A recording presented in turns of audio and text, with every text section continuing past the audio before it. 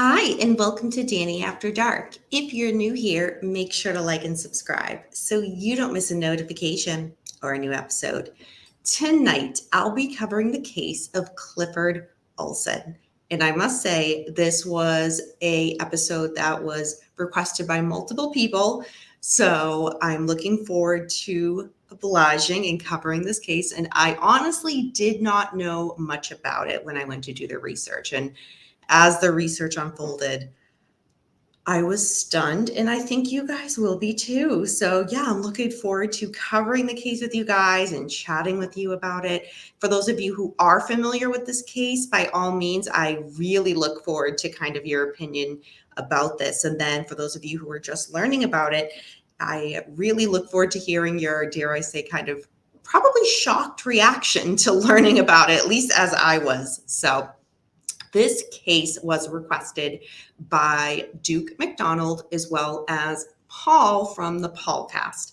I asked Paul to collab with me on this, but he declined as this one was a little too close to home, literally. So understandable. But before we dive into the case, let's see who's here. Hi, PJ. Good to see you. Capone, Kane, welcome. So yeah, let's kind of dive into this case because kind of it's going to be one of those cases. It really is. So let's just go ahead and start. So Clifford Robert Olson was born on January 1st, 1940. His parents were Clifford Sr. and Leona. He had two brothers, Richard and Dennis, and one sister, Sharon.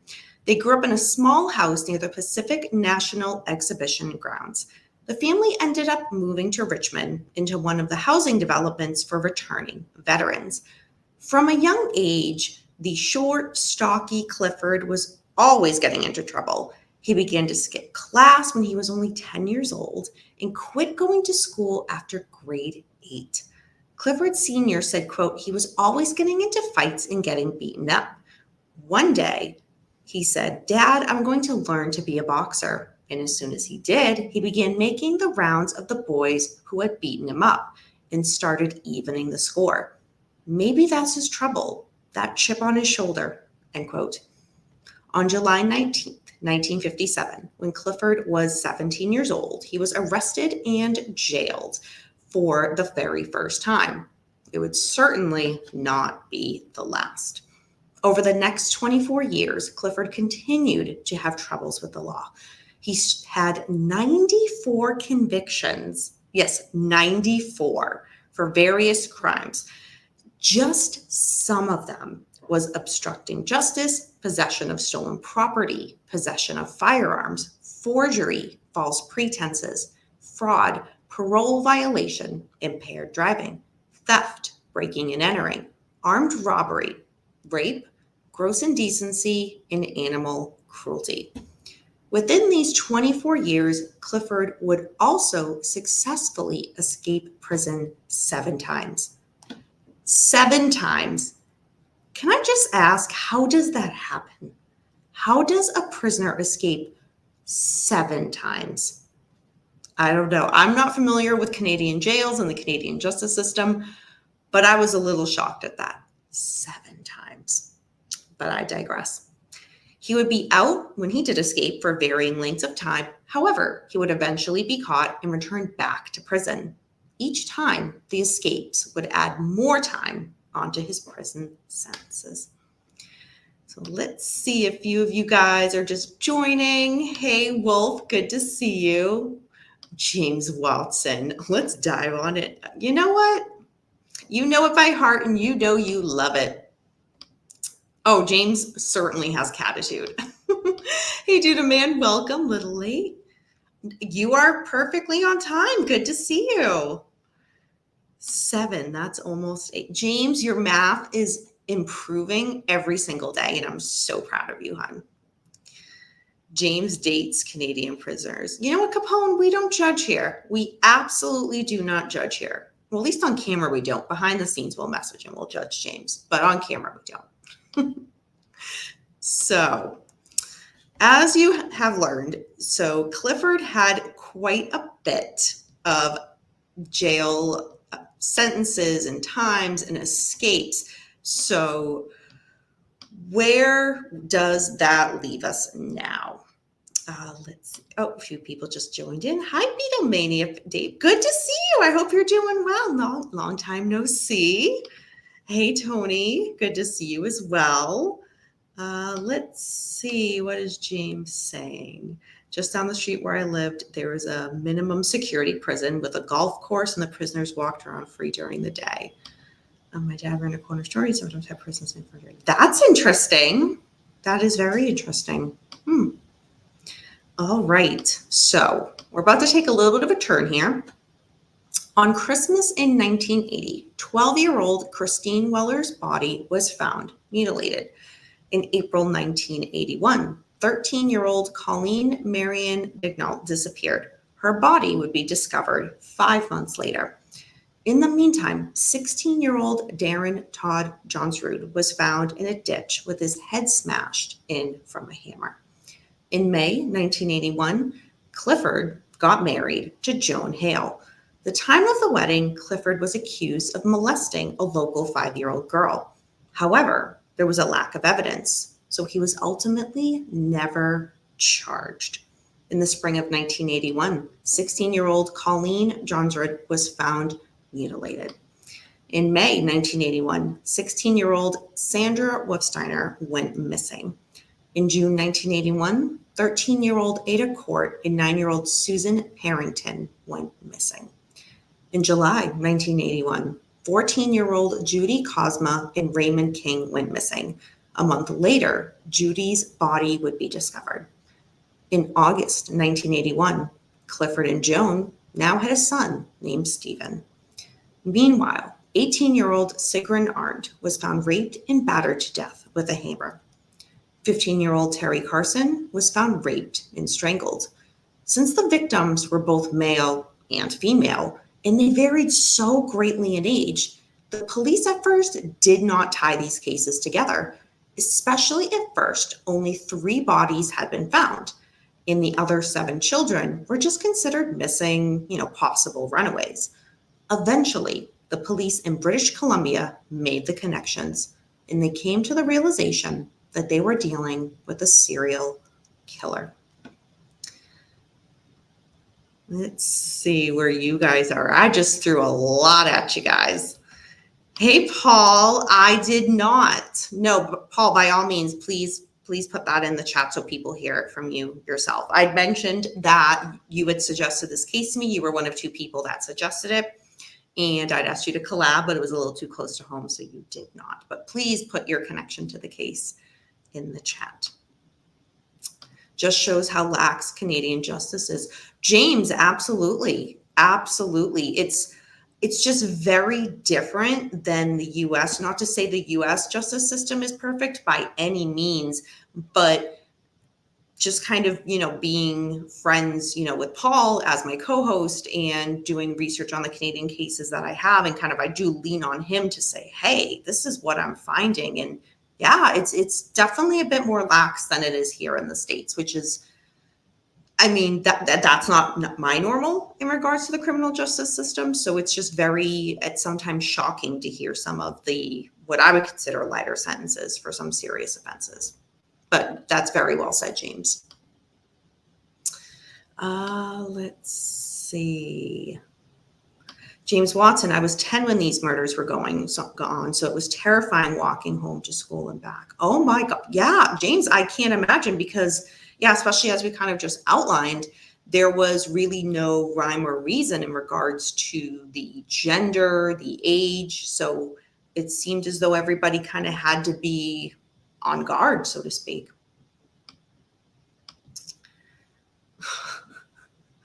Oh God, you guys are back and forth. Hey, Chris James, good to see you. Hope you're doing good, hon. Yeah, Capone, I totally agree with that. Absolutely. So, all right. When this all went down, I was living in Whiskey Creek with my mom. It turned out Olson's brother lived a couple of doors down from us in this ghetto townhouse. Yeah. Yep, that is, yeah, Paul did tell me that, but that is kind of, as I consider it, his story to tell. So, yeah, Paul, I can't even imagine. When you told me that, I was like, what the heck? Yeah, when I said that this case was literally close to home for you, I wasn't exaggerating, and that wasn't a pun. So, hi, Corey. Good to see you. All right. So, to continue on, by this time, now that police have come to the realization that they are dealing with a serial killer, 17-year-old Louise Chartrand, she had been bludgeoned to death with a hammer, and her body was buried in a shallow grave. Police considered Clifford to be a suspect because he had a lengthy criminal record, but there was not enough evidence against him to arrest him. On August 12, 1981, Clifford was arrested, but he was arrested for attempting to abduct two girls. After searching his car, they found an address book belonging to Judy Cosma. They arrested him for this murder.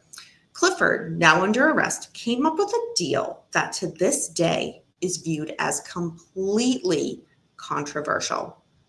Before I say what that deal is, for those of you like James Watson, I'm looking at you. Those of you who know this deal, I am, yeah, like James, especially where you grew up with this case, by all means, what do you think? And for those of you who in the chat are not familiar, I am looking forward to hearing what you think as well. Let's just see. Beckham came in here. Hey, Beckham, good to see you. Paul, when we found out, like every parent in Whiskey Creek, we felt a surge of adrenaline and a moment of panic. Oh, Paul, I'm sure. So I just left you guys on a cliffhanger. So again, Clifford came up with a deal. He told police he would confess to the 11 murders and show them where the bodies were found of those, or show them the bodies of the people that were still missing. That's what I meant. In exchange, to be paid $10,000 for each victim that he led them to. Law enforcement, they didn't really have much evidence to tie Clifford to the missing children or the few victims that they had recovered. So the agreement was made. Now, that was shocking that law enforcement made that deal.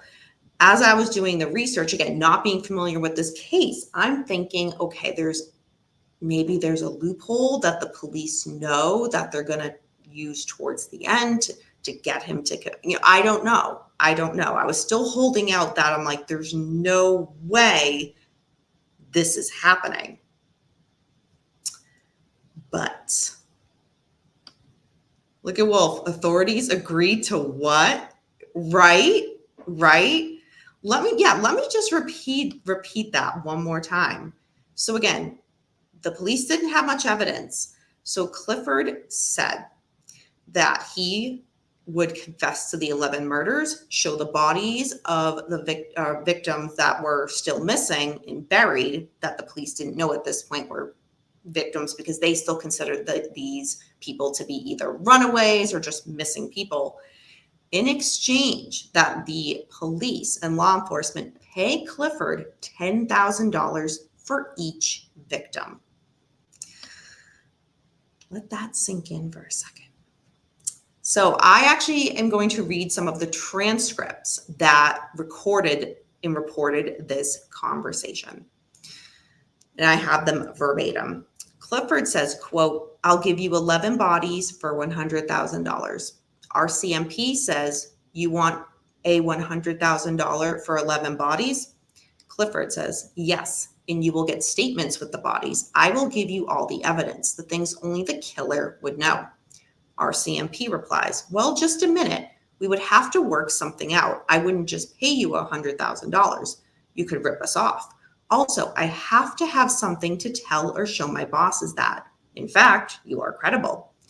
Clifford responds, okay, I'll give you a freebie. I will give you one body and a statement. You have the $100,000 in cash. When we are finished at the scene, I will phone or you will phone your man who will hand over the money to Joan. Then you can talk to your man, and I will talk to Joan to make sure that she has the money. Then we'll go on to the rest. I'm just going to interject here. Just a reminder, Joan is his wife. So back to the transcript. Our CMP says, what if your lawyer doesn't go along with it? Clifford says, like I told you before, he works for me. Clifford then dictated his proposal and a detective wrote it down. It states the following, quote, this is an undertaking of an agreement between the RCMP and Clifford Robert Olson. The following will be paid by the RCMP to Mrs. Joan Olson for the following information. $10,000 cash for each body of the missing persons up to 7 bodies. $30,000 for information of 4 bodies which have already been recovered, which relate to the above 7 other missing persons. The agreement should be as undertaken shall be binding in law as to not disclose this information in this agreement to the Canadian press. The following missing persons are covered in this agreement: Judy Cosma, Darren Johnsrud, Raymond King, Simon Partington, Ada Court, Louise Chartrand, Christine Weller, Terry Lynn Carson, Colleen Dagnall, and Sandra Wolfsteiner, and 1 identified female, Sigrun Arndt, who was a German student tourist police were not aware was missing. $10,000 will be paid to Mrs. Olson up to a total of the recovery of 7 bodies, end quote. Clifford then called his wife Joan and said, quote, honey, you're going to be rich, end quote. Okay, let's just take a pause there. What was he going to do with the money? Open a smoothie stand in jail? Well, again, it wasn't going to go to him. It was going to go to his wife. But yeah. That comment reminds me of the old joke, oh, you're from Canada? I know a guy from Toronto. Do you know a guy named Steve? Oh, jeez. The Royal Canadian Mounted Police. Yes, the RCMP. Yep. Ex-wife got the money. Chris says, this is twisted. Yeah, and that is, putting it lightly. Like, any phrase you can think of, I would still think would be like not enough to kind of justify like thoughts on this deal, right?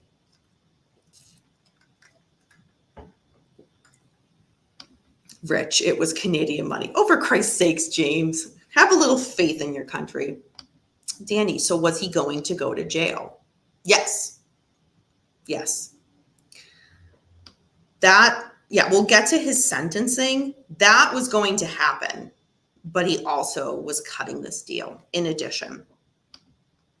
That's why crime is so bad in Canada. The cops all ride horses. No, I was going to say, no, because they're paying the killer. Or in case of, to me, this was like Karla Homolka got the sweetheart deal as a female. To me, Clifford Olson got the sweetheart deal as a male.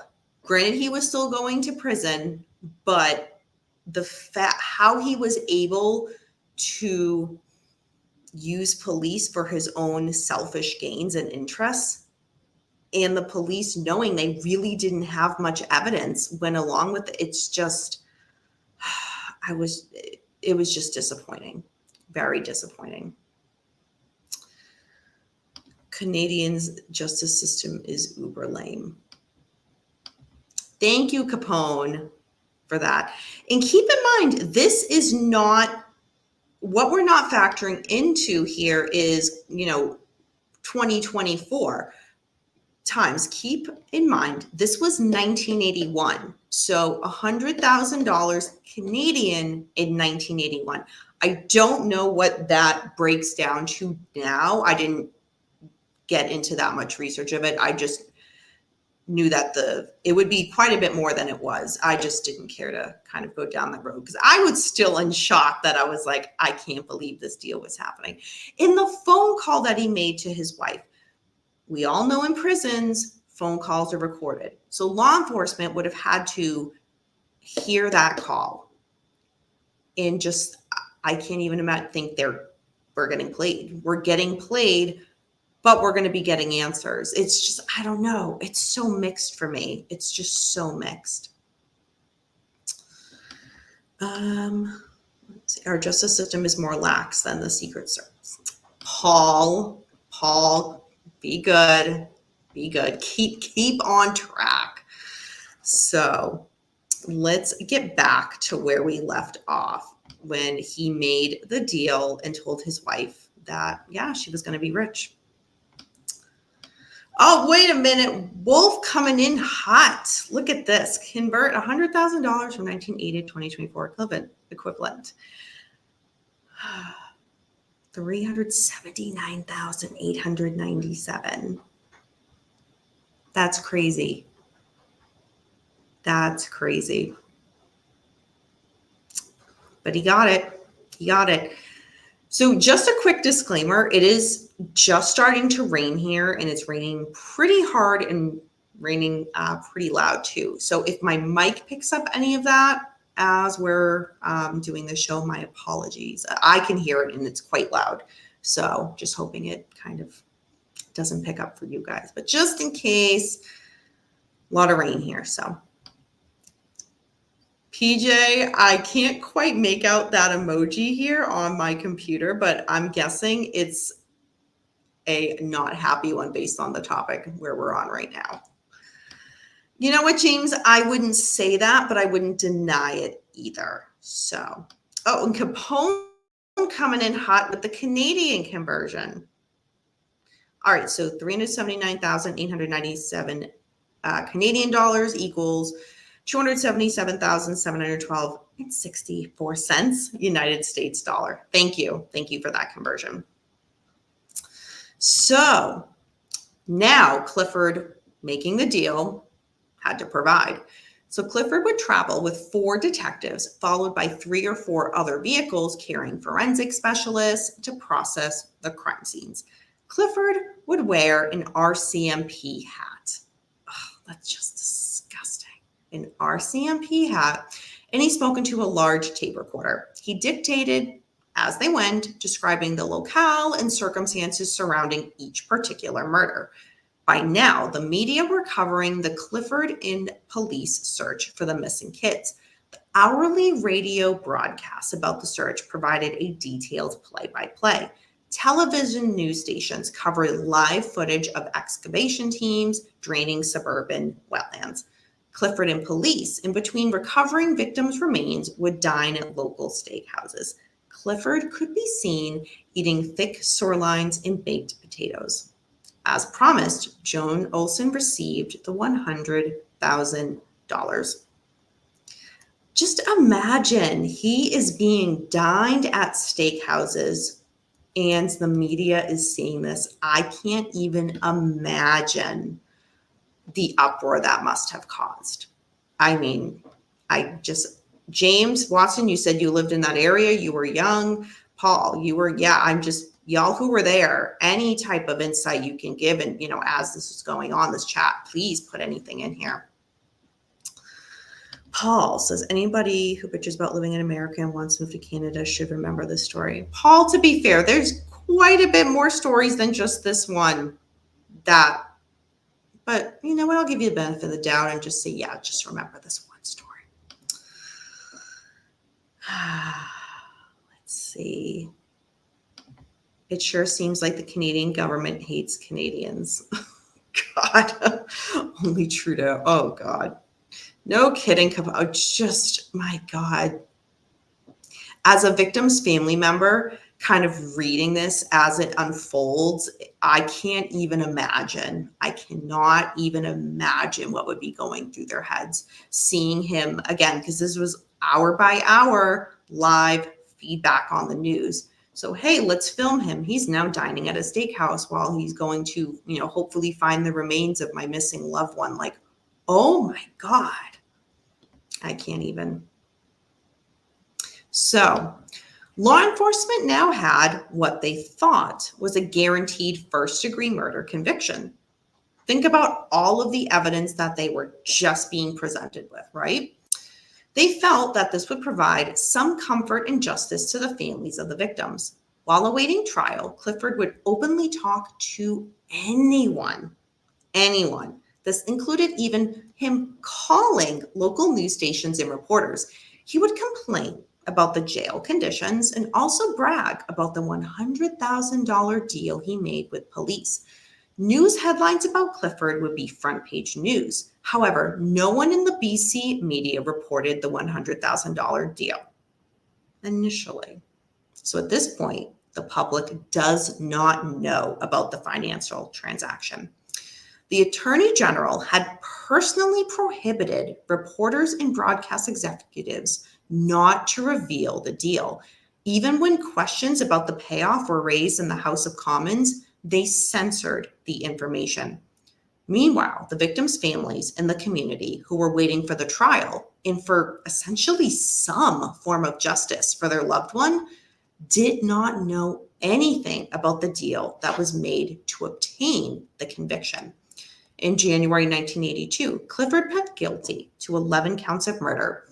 He wiped away tears as he confessed publicly for the first time. He was given 11 life sentences. So this must be where everything ends, right?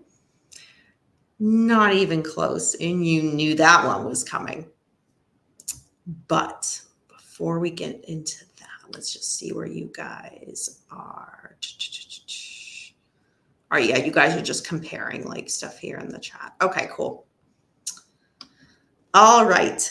So now that Clifford was behind bars, news for the cash for bodies hit the public news for the first time. The victims' families, the community, and the country, to say they were outraged would be a complete and total understatement. The media condemned the police and expressed their frustration against the Attorney General, who ultimately was the one to agree to the deal. The Attorney General responded by saying, quote, "The decision was not an easy one for me or the RCMP to make. It is the practice for monies to be extended in a variety of ways to obtain information, to protect witnesses, sometimes to protect others who may be associated with crimes. This matter is an extension of that principle, one that I don't expect to see repeated. The crimes were so horrible, they should not be revealed. It adds nothing to dwell on details of that kind." End quote. What a statement. So just to break that down a little bit, what the Attorney General is saying is that, again, quote, "I don't expect to see repeated," end quote. You're not saying this won't happen again. And what do criminals learn? They learn from other criminals. So to see this happen, you know good and damn well, other people were probably thinking, I can cash in on my crimes, down the road, set up my loved ones. And when I say loved ones, I know there's a whole, psychology aspect of, are these individuals capable of loving, were they ever in love with, their families, their wives, their children, or, flip it around, their husbands, so on and so forth. But I understand that they're kind of saying, yeah, we don't expect this to be repeated, but based on what you're saying, there's really nothing you're saying that it won't. You're kind of justifying how you used the money, to how you did things to get this information. And notice one word that was not in there. Sorry. Sorry was not in there. Sorry for lying. Sorry for hiding this from the media. Like there was so many things that could have been apologized to the victims' families in the media and the community, but it wasn't done. Whether it had been sincere or not, that's up for debate. But there was no apology for making the deal. So, let's see. Wow, of course, Danny, go figure. Right, Wolf? So, Clifford's lawyer, he even went public and said, quote, "I think it was a politically insane, and I do not approve of it. We all know police pay informants, but I don't think they should pay the culprit, end quote. Clifford's own lawyer did not approve of this. But in the end, he's just there to represent his client. But that, to me, speaks volumes. But the victims' families, they did not just take this lying down. They started legal action to retrieve the $100,000, what they considered blood money, from the trust fund set up by the RCMP and what became known as the Cash for Corpses deal with Clifford. Think of that name, the Cash for Corpses deal. They demanded also the resignation of Alan Williams, who worked the case, and they planned to sue him along with Clifford, his wife Joan, and Jim McNenny. He was the trustee of the fund and also attorney Robert Chance. They planned to sue him as well.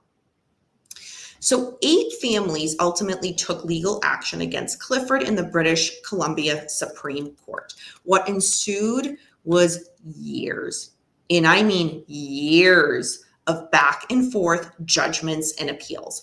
I'm going to kind of sum up the gist of what happened in that, but that we could have done a whole episode itself just in the back and forth judgments and appeals that occurred, because there's so much to it and there were so many people involved in this. But again, I will kind of give you guys just a brief overview of what happened.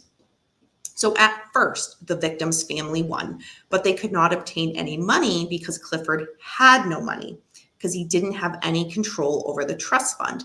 So Clifford filed in federal court an action against the city of Ottawa. 6 of the victims' families were awarded the default judgment, but again, soon found out they could not collect from him because, again, he himself had no money. They then filed a civil lawsuit against E.J. McNenny, Robert Chance, and Joan and Clifford Olson. The families did. The BC Supreme Court pronounced judgment in favor of the victims' families. The defendants were accountable for the entire sum of $100,000. The families won.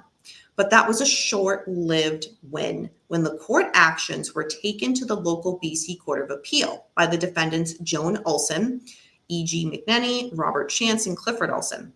The BC Court of Appeal actually found that the judge fell in error in the way he dealt with the requirements of the suit. So the families must show that they were deprived when the funds were paid to the trustee. The appeal court dismissed the suit of the families and stated that the payment by the RCMP to the trustee was not made as compensation for the deaths of the children. So ultimately, the families were not entitled to the money. That is wild.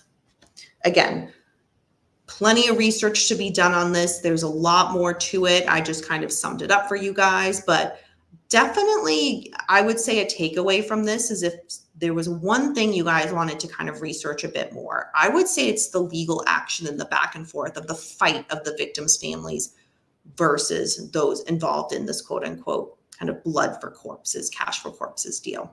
I think it'd be a great avenue to kind of research just to get a bit more understanding of the fight that the families had to do once everything came to light. So meanwhile, Clifford was serving his sentence in prison. Per Canadian law, however, inmates are eligible for parole after a maximum of 25 years. So Clifford's first parole hearing was in 2006. He was, however, denied parole. He would go on to have several more parole hearings, each time having the victims' families having to relive the trauma of losing their loved one. During one notable parole hearing, Clifford addressed the panel by asking them, quote, "Do I look like some kind of raving lunatic?" End quote. The victims' families in attendance, they exploded in outrage. The panel deliberated. In less than 15 minutes, they denied Clifford's parole.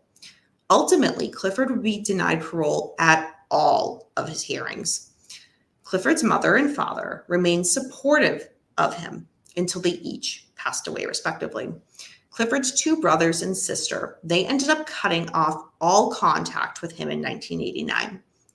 September 30th, 2011, Clifford Olson died at the age of 71 from cancer.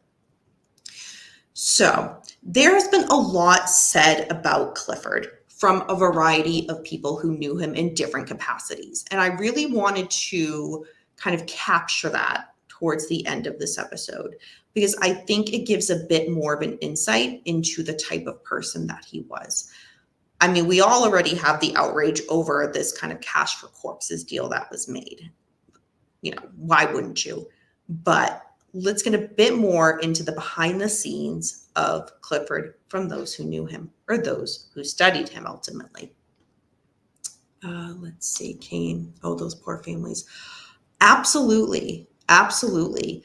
You just think of, you know, especially even to, you know, for the families who are dealing with losing their loved one and then having to, even if you look at it from and I hate to say to take emotion out, because that's just not just, but it's just fact where even, you know, and we've all been there at some point in our life, you know, when you hear someone passes away and you go to a services are not cheap. They are actually very expensive. To bury a loved one is extremely expensive. So to think that the killer, the confessed killer, it wasn't like he was denying doing this. He admitted to it, was getting $10,000 per person that he was ultimately confessing to and leading, you know, the police to find their remains. Yes, he was going to be in jail, but that money was going to help his family. And then the victims who are now dealing with the death of their loved one, the financial burden of having to bury their loved one, get nothing. Nothing. It just doesn't even seem right. It doesn't even seem humane. It's shocking. So Clifford's wife, Joan, the way she described Clifford was, quote, "He's a real charmer. He has a way with words, and I've yet to see a woman that hasn't been attracted to him. I don't know what it is really. I'd like to say it was his brown eyes, but it couldn't have been that. It was something I thought I needed. I needed that companionship. I thought I needed someone to protect me from my husband because he was coming around and bothering me. And Clifford seemed the perfect solution," end quote. Dr. Stanley Semrau is a forensic psychiatrist who actually worked with Clifford while he was in prison and described Clifford as an antisocial, narcissistic psychopath who boasted about his murders, and he called a master manipulator when he exhibited homo and heterosexual pedophilia, sexual necrophilia, and sexual sadism. Quote, "Seeing the death process was something he took substantial pleasure in. His claims of remorse are completely hollow. In fact, he said he deserves substantial credit from the families because of the fact he so meticulously helped to locate bodies," end quote.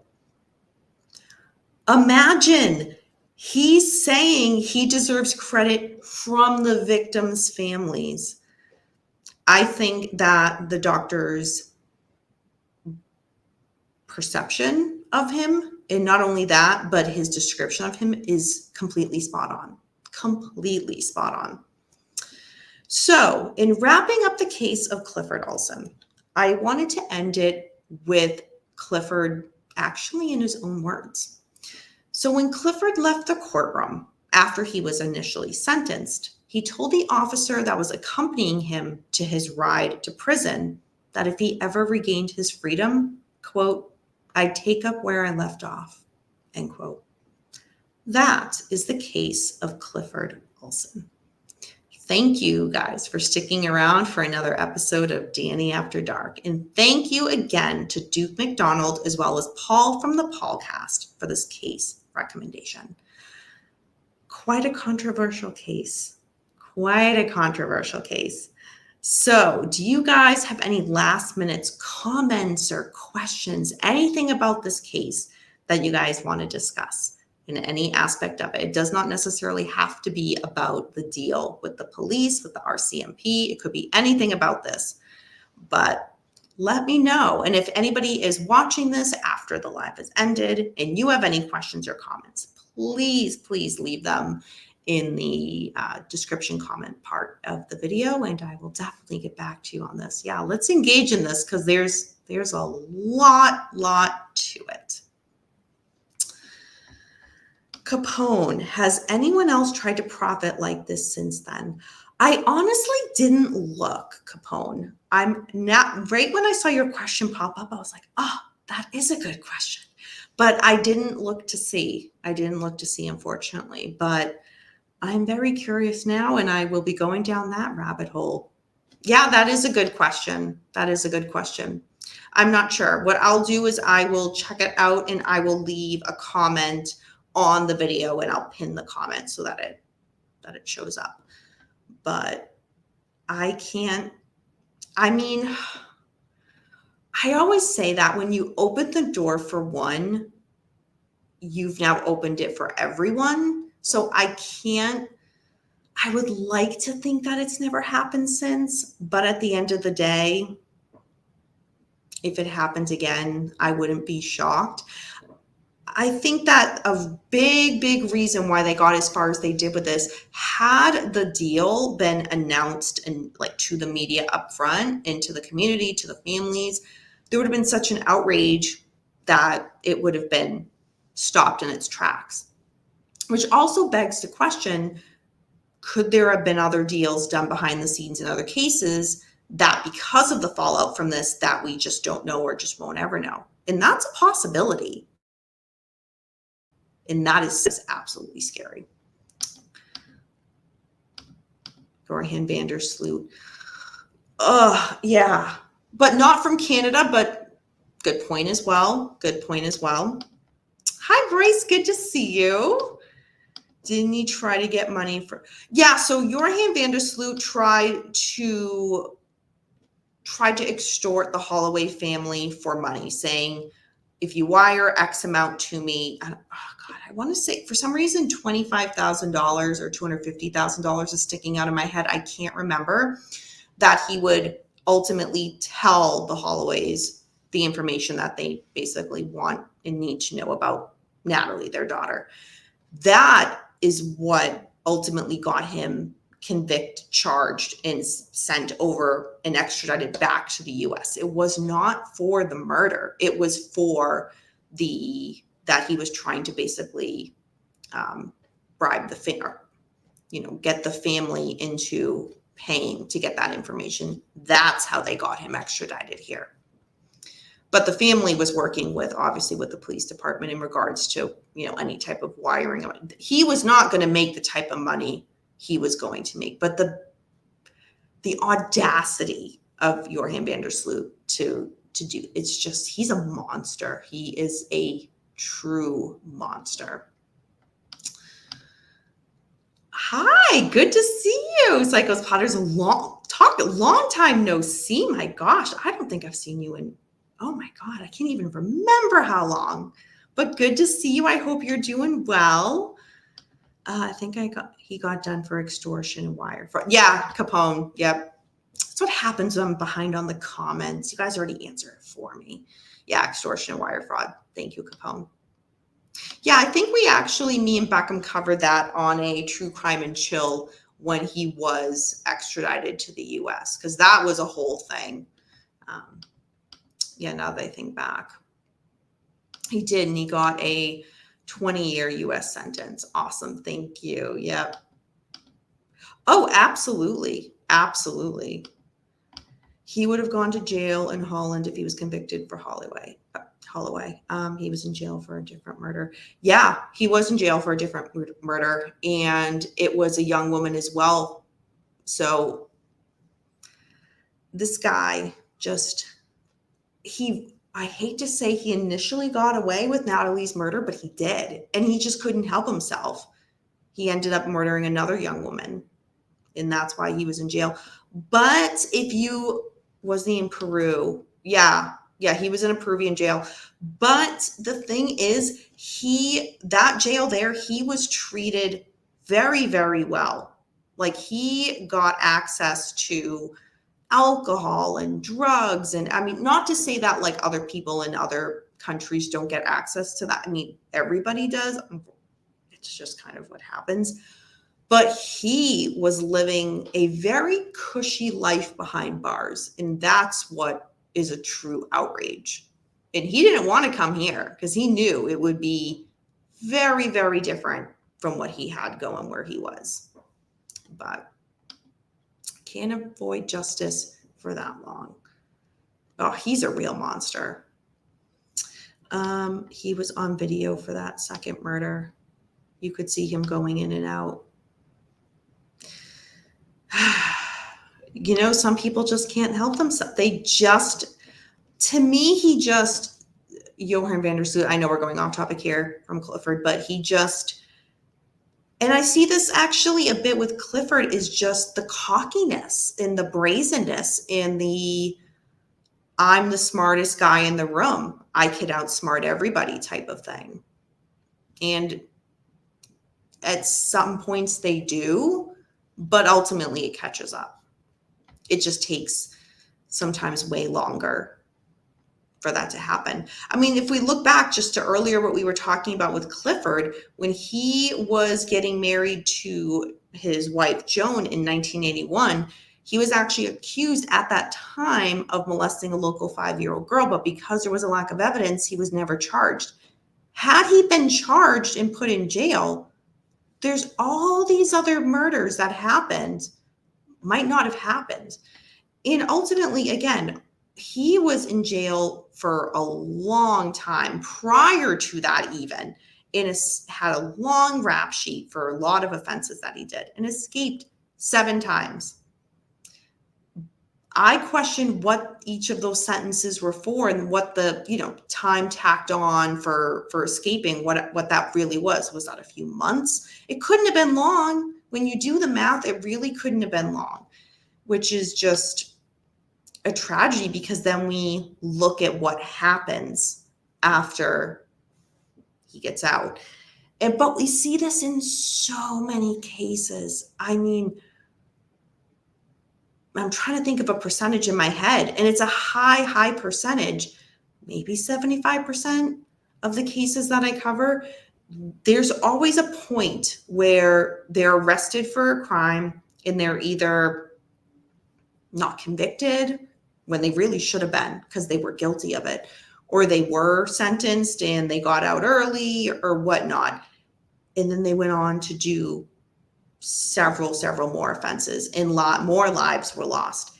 Had the justice system just did what it was supposed to do, so many families could have been saved. The misery that they went through, the pain that they went through of losing a loved one, especially when they find out he was charged with X, Y, and Z before he hurt my loved one. I just can't even imagine. But unfortunately, that's a sad reality for a lot of these cases. And it happened right here in Clifford Olson's case.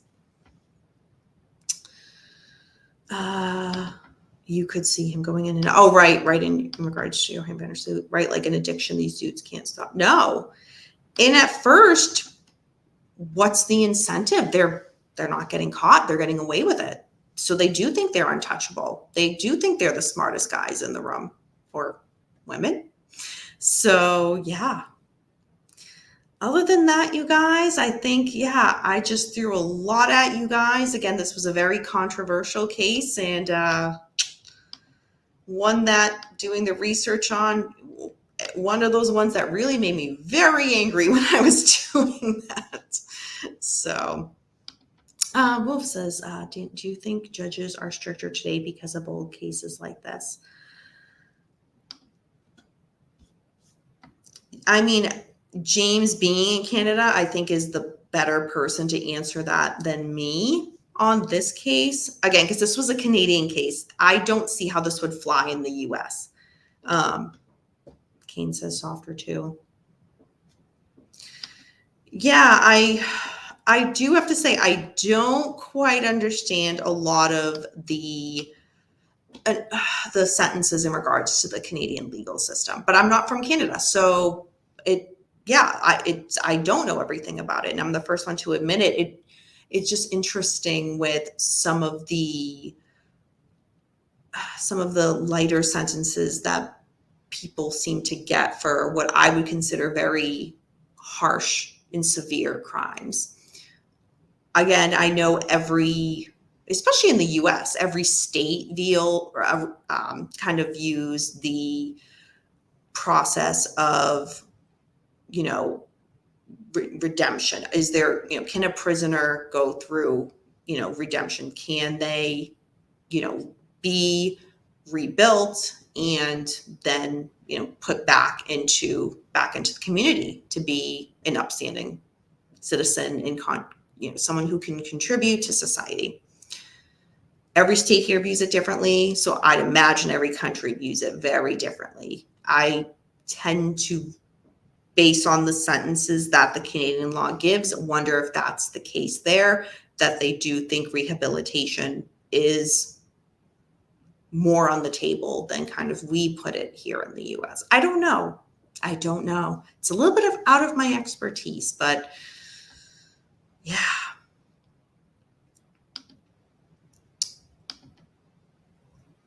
Capone, is today your birthday? Is today? Yeah, either way. Yeah, Kane, it was 102 here, but it felt hotter in Massachusetts. Yeah, the weather's brutal for everybody. Well, happy birthday, Capone. That is awesome. Happy birthday. And thanks for spending it here. No, I was talking about the temperature. Oh my God.